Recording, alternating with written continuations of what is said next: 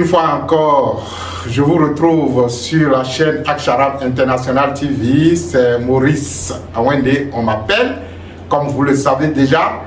Et nous allons échanger sur ce que c'est que la connaissance originelle.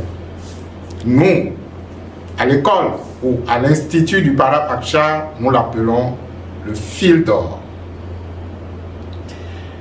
Et je me rappelle lorsque nous avons abordé, après nos premières initiations, nous avons abordé la connaissance ésotérique. Et ça faisait partie des cours que je lisais et que je relisais encore et encore parce que, intuitivement, il y a quelque chose qui me disait qu'en fait, la connaissance est. Et par la suite, les choses se sont créées. Le fil d'or indique donc que l'humanité est née avec la connaissance spirituelle. Et que cette connaissance spirituelle qui, en fait, est même la naissance de l'humanité et la naissance des univers, je voudrais même dire, est incorporée à chaque atome de l'univers. Et que les hommes, dans leur expansion, à s'accrocher donc à ce qui est matériel, on commençait donc par dénaturer ce que nous appelons la connaissance originelle, la connaissance ésotérique qu'on appelle le fil d'or. Et que dans cette façon de dénaturer, dans la dénaturalisation donc de l'originel, les mouvements de pensée sont nés, les religions sont nées, les pratiques occultes sont nées, les traditions spirituelles sont nées. Et que lorsque vous êtes un initié d'un niveau donné et que vous êtes plongé à la source et à la connaissance originelle, vous développez donc une vision que nous appelons la vision d'aigle qui permet donc de transcender les pratiques, de transcender les couches extérieures de la matière imposée à certaines pratiques spirituelles pour retrouver naturellement ce fil d'or. Parce qu'en fait, il est impossible qu'une pratique soit générée si à l'origine cela n'a pas été inspiré d'un principe, si cela n'a pas été inspiré de la connaissance originelle. Et aujourd'hui, ça fait partie donc des choses, en fait, des connaissances au plus profond de nous qui nous guident et qui nous permettent donc de comprendre qu'en fait que les gens pourront sauter et aller au ciel. Les gens pourront creuser et s'enfoncer sous la terre. Les gens pourront aller n'importe où. Mais il y a quelque chose. Si ils n'arrivent donc pas à s'unir avec cet état de connaissance, cet état de choses, ils ne trouveront absolument rien. Et c'est ainsi que vous constatez les êtres humains dans leur tête, dans leur égarement, que quelqu'un se livre à telle pratique et se livre à telle autre et se livre encore à telle autre, encore et encore pendant toute son existence. Et c'est peut-être au soir de sa vie qu'il commence donc par se dire je n'avais pas fait le bon chemin. Et pour certaines personnes, ils se disent maintenant c'est le moment de retrouver sa voie. Et même là encore, quand ils disent c'est le moment de se retrouver sa voie, ils sont obligés de s'accrocher encore à une religion parce qu'ils n'ont véritablement rien découvert en eux. Parce que la vraie connaissance, c'est celle-là qui vous permet de découvrir des parcelles de vous encore et encore, encore et encore, jusqu'à ce que finalement, vous puissiez être clean face à vous-même ou face à Dieu, si entre-temps vous êtes croyant, pour pouvoir donc se dire il n'y a rien à l'extérieur si ce n'est en moi. Et tant que vous n'êtes pas encore dans cette logique d'intériorisation des choses, tant que vous n'êtes pas encore dans cette logique de révélation de vous à vous, à partir donc de votre effort personnel, cela veut dire donc que vous n'avez pas encore retrouvé votre voie.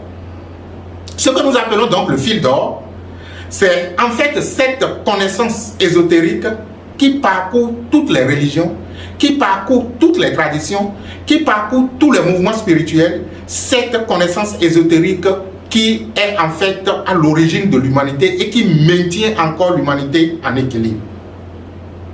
Elle, cette connaissance est incorruptible. Les hommes ont essayé de le corrompre, de la corrompre si vous voulez, mais ils n'ont pas pu. Ils n'ont pas pu parce que la connaissance est au-delà de l'ego.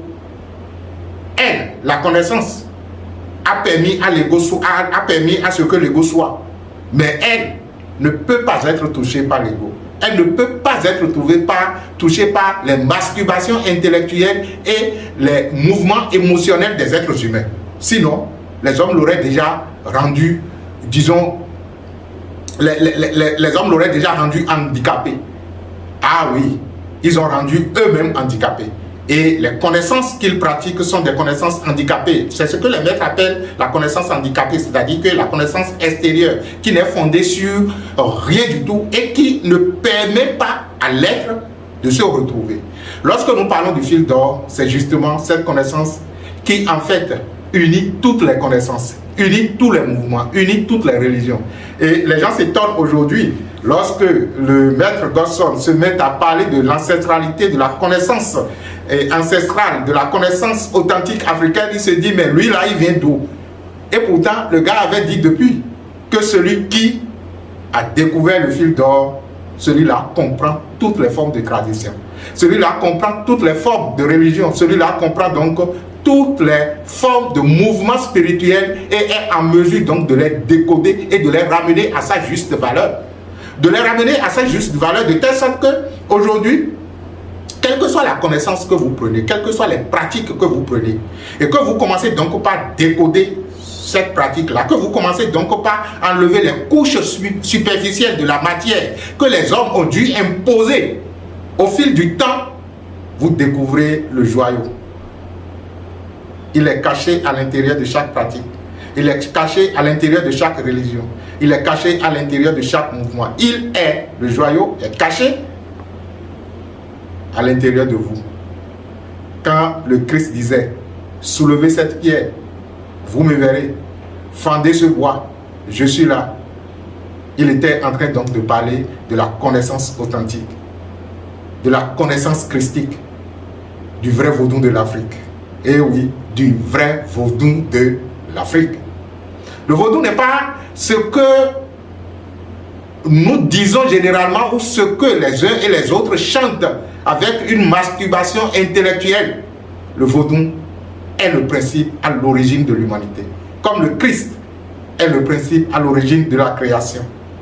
La vie, l'unité, l'amour, la connaissance ésotérique, le fil d'or.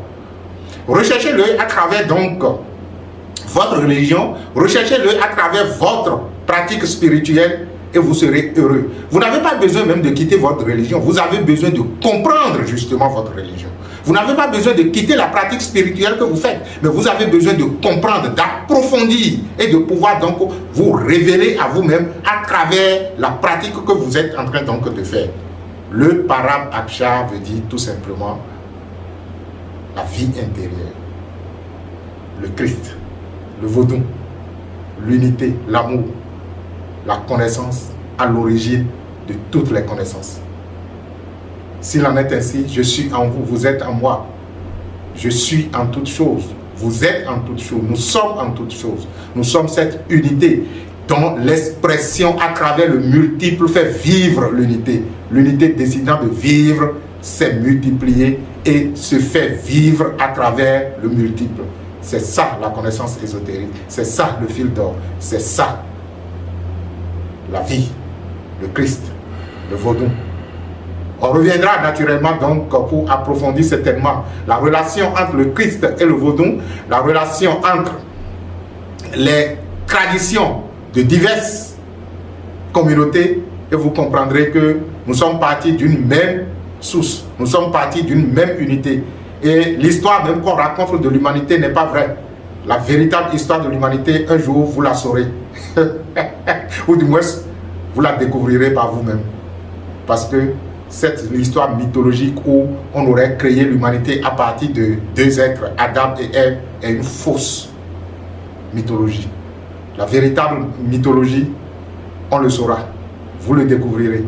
Et je vous remercie une fois encore de rechercher le fil d'or, de rechercher la voie sans voix, de rechercher la vie intérieure, de rechercher la connaissance authentique à travers donc toutes les traditions, à travers votre tradition, à travers votre pratique spirituelle, et vous serez heureux d'être où vous êtes.